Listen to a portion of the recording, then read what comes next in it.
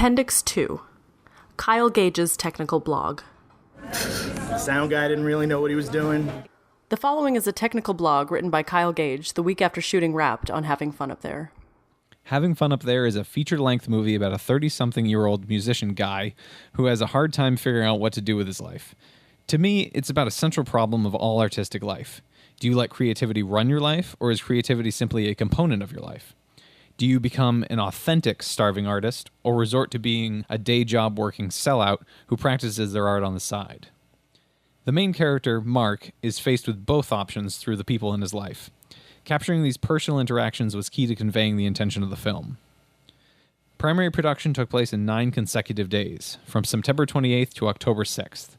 Most of the shots were captured using my custom-built shoulder rig, explained later, or on top of a tripod. I shot Having Fun Up There on the Canon 5D Mark III in 1080p24, 14-bit RAW, using the Magic Lantern firmware hack. The Magic Lantern firmware was very stable. I believe I used a late September 2013 nightly build.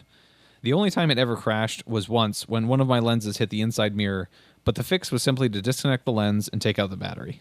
To shoot RAW using the Magic Lantern hack, I bought a 2-pack of Lexar 32GB 1000X compact flash cards, as they're currently the only reliable card at a speed fast enough to capture the raw data at 90 megabytes a second. 4 more cards were bought by other members of the crew, for a total of 6 cards to store footage while shooting. That's 192 gigabytes of total card space. Seem like a lot? To put it into perspective, shooting in 14-bit RAW at 1080p24 takes about 1 gigabyte every 10 seconds. A single 32 gigabyte card held, at maximum, 5 to 6 minutes of footage. And with Magic Lantern, you cannot play back your footage on the camera, and you cannot record audio using the camera. To make the raw footage work at 1080p24, the camera is dumping raw image files from the sensor to the compact flash card as fast as it possibly can, using up all of the available data writing bandwidth. This leaves no room for recording audio at the same time. You have to think along the same lines as using film. You roll it, and you can't review it until you've done something with it. But I'll get back to that in the workflow section below. During pre-production testing, which was limited, I bought the 5D and loaded the Magic Lantern firmware only a week before primary production. I ran into a few issues when running out of card space. Namely, whatever footage being captured when the card ran out of space would be unusable. However, this issue didn't recur during actual production, so it may have been something wrong with how I was importing the footage. The movie was shot with 4 primary lenses, but a total of 7 lenses were used. 5 of them are M42 mount lenses using a very basic metal ring adapter. I maintain and stake my reputation on using simple old lenses, as they almost always still look great, and they can add a very nostalgic filmic soft feel to a shot. You can easily find M42 screw/Pentax mount lenses at thrift stores, antique malls, and yard sales, usually for under $100 a pop. There are tons of them churning through eBay all the time. Most of my lenses were either given to me by my father, who used them with his 35mm camera in the 70s and 80s, or purchased in antique malls or on eBay for $25 to $60 per lens. Since I primarily use my camera to shoot video, I didn't care about the fact that M42 lenses don't have any kind of autofocus. Besides, even when I'm shooting just stills, I often prefer manual focus. If you're thinking that manual focus is too annoying and time-consuming, I suggest immediately loading the Magic Lantern firmware onto your camera. It has an insanely useful feature called focus peaking that shows little red pixels around whatever's in focus. Finding focus is quick and simple. Look at the Magic Lantern live view screen, pull focus, watch the little focus peaking pixels go from blue to green to yellow to red, and bam, you're in focus. The only time it doesn't work reliably is when you're shooting in extremely low light, but it still makes a very good effort. My Russian Imperial Stout Helios 58mm f2 was the primary close-up portrait lens used during the production. It's a very tight lens and built strangely. The aperture control is on the front of the lens and the focus is on the back. The aperture control has a weird locking feature where you can lock the aperture to a certain maximum f-stop, or you can adjust it smoothly from f2 to f16. The Russian lens was not supposed to be the primary close-up lens, but something terrible happened. My favorite lens was given to me by my dad after I found it collecting dust in a closet. It's a simple 50mm f1.7 lens, and it's very smooth with a classic soft and narrow depth of field. I used it a few times during Sexually Frank to create some of the close, shallow compositions. What was most magical about using it was having a full-frame sensor that made the 50mm seem just like human vision. However, during the fourth day of having fun up their production, something happened to the lens which caused it to collide with the mirror every time I mounted it to the camera.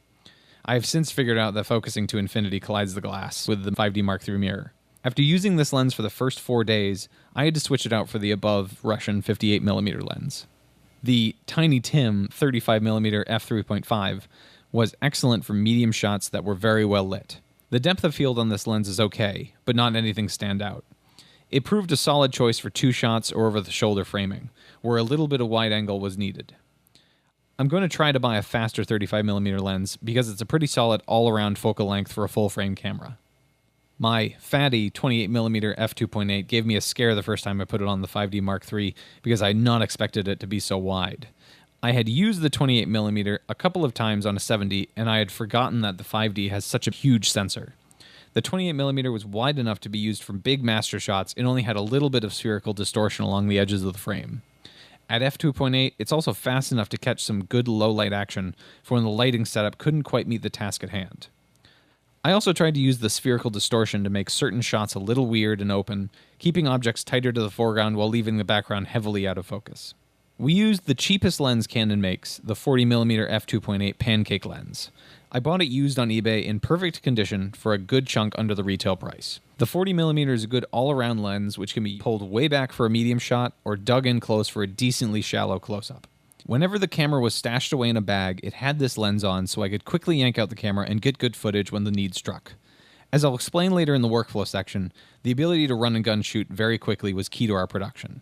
I yanked out a 50mm f1.8 lens for the last couple of days of shooting, just to see how it would compete with the Russian 58mm and the 50mm lenses.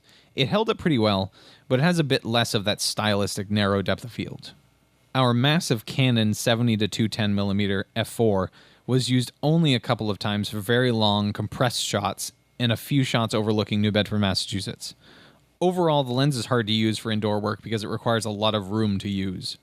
The closest you can get to a subject in focus is 9 feet away, and the fastest it can shoot is an f4, meaning you need a lot of good light on the subject. The new L-Series 50-200mm f2.8 lens was used just once for one shot because it was raining and I wanted to use a lens that was water-sealed. Another lens my dad gave me was the 135mm f2.8 sunset lens, but we never ended up using it because I forgot it at home most of the time. Oh well. Lighting the movie was done primarily by me with a very basic 3-point lighting kit lent to us by Dan Leach, co-cinematographer on Sexually Frank.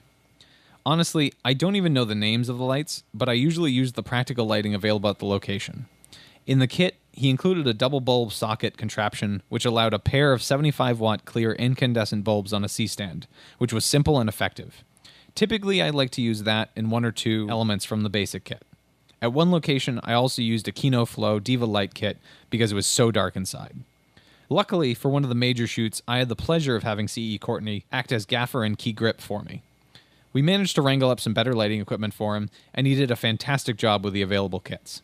My only hope is that the lighting in those shots don't look so good that they make all of my shots look terrible by comparison, but it wouldn't surprise me. My philosophy with lighting has always been simple. Get light on what needs to be seen. As I've observed in many of my favorite movies, lighting is deliberate, but it doesn't need to be obsessive to be good. Lighting is also one of the primary causes of very long, dragging shoots because cinematographers believe you can't shoot a scene without at least 3 lights set up. It simply isn't true, especially with how great digital cameras look, even in very low light. Scenes shot at ISO 320, 640, or even up to 1600 all look equally great, even when you have to resort to using a lot of practical lighting. Sometimes an actor can just sit in a chair and naturally look good how they're lit. My standard for lighting is to not mess with what's already working, even if it may seem too shadowy or too bright. I'm not saying you should adopt the fix it and post attitude. I'm simply stating the fact that sometimes academically bad lighting can actually look quite realistic and good. One thing I hate about most people learning cinematography is the insatiable need to spend tons of money on equipment, whether it's lights or lenses or rigs. I'm a big fan of the shoulder rig, as it can easily capture eye lines between actors and be positioned wherever a person can go. On Sexually Frank, I used my co-cinematographer Dan Leach's basic shoulder-mounted rig made out of $25 worth of PVC pipe, lovingly known as the Bazooka. For vibes, I built my own replica of this PVC shoulder rig. For having fun up there, I wanted to build something sturdier and more impressive. The answer was $45 worth of black steel piping from Home Depot and a $35 camera plate from Calumet Photographic. The full list of materials, so you can build your own, is as follows. $35 quick-release video head adapter, 6 half-inch thick, 6-inch long black steel pipe from the plumbing section of Home Depot, around $2 or $3 each, 1 half-inch thick, 10-inch long black steel pipe from the same plumbing section of Home Depot, around $3 or $4, 3 half-inch thick black steel pipe caps, around $1 each, 3 half-inch thick black steel elbow pipe fittings, around $2 each, 1 half-inch thick black steel pipe coupler, around $1 each, 1 half-inch thick black steel T-pipe fitting, around $2 each, 1 4-inch by 4-inch steel conduit box with half-inch knockouts with quarter-inch holes, about $4, 1 quarter-inch steel bolt, half-inch long, maybe 10 cents. Bicycle handle grip tape, electrical tape, whatever other flair you want. You shouldn't spend more than $10 on these. Optional, 3 quarter-inch thick steel pipe clamps for bonus stability, $1 each. Optional but recommended, a 1.5 to 3 pound counterweight to go behind your shoulder. Can be from a basic weight set you bought at any sports store. How do you set it up? Pretty simple. Screw it all together. You need 3 basic things: 2 handles for your hands, a mount for the quick release plate to sit on, and a long pipe section for you to rest on your shoulder. I used the bicycle tape for the hand grips and the shoulder padding, and some red duct tape for flair. Here's how. Knock out 3 of the knockouts of the conduit box. How the holes are aligned is very important. The red boxes are the knockouts to punch out. I used a wrench to do the job. The 4 small holes along the top need to be in line from left to right, with the second to right hole being a quarter-inch in size. That's where you'll mount the quick release mechanism. Next, put the T-joint in the conduit box. Take 3 of the 6-inch pipes and join them together within the conduit box with the T-joint. For the 2 pipes coming out of the sides, add elbow joints, then 1 6-inch pipe for each hand grip, and then end caps. For the last pipe coming out of the back of the conduit box, put a coupler on it and then attach the 10-inch steel pipe to that. Add a counterweight to the end of the long pipe and then add the last elbow joint, 6-inch pipe, and end cap. You now have a basic rig. To mount the quick release plate to the conduit box, screw it in with a quarter-inch bolt through one of the small holes on the conduit box as mentioned above. Tighten it well and keep a socket wrench with you on set just in case it gets loose. During the 9 days of shooting, I only had to retighten it once. Make sure you really tighten and twist all of the joints, the elbows and T-joint, with the pipe so that they're very hard to move on their own. When you're done, you should be able to mount the camera to the rig via the quick release plate and be able to hold the rig steadily with either handle and not have to worry about it twisting out of control. I strongly recommend using padded bicycle grip tape for the hand grips, as just clutching onto the steel can get sweaty and annoying. I also strongly recommend using at least padded grip tape for where your shoulder will hold the weight of the rig, as it can get heavy after a few hours of shooting. I've never had any bruising from it, but it's still a lot to hold the shoulder rig for hours at a time. It definitely gave me some back problems, so I'd recommend doing some lower back stretches before you start shooting, especially if you're shooting in awkward poses for hours at a time. Actually shooting with the Canon 5D Mark III in 1080p 24 RAW isn't hard as long as you have the workflow down.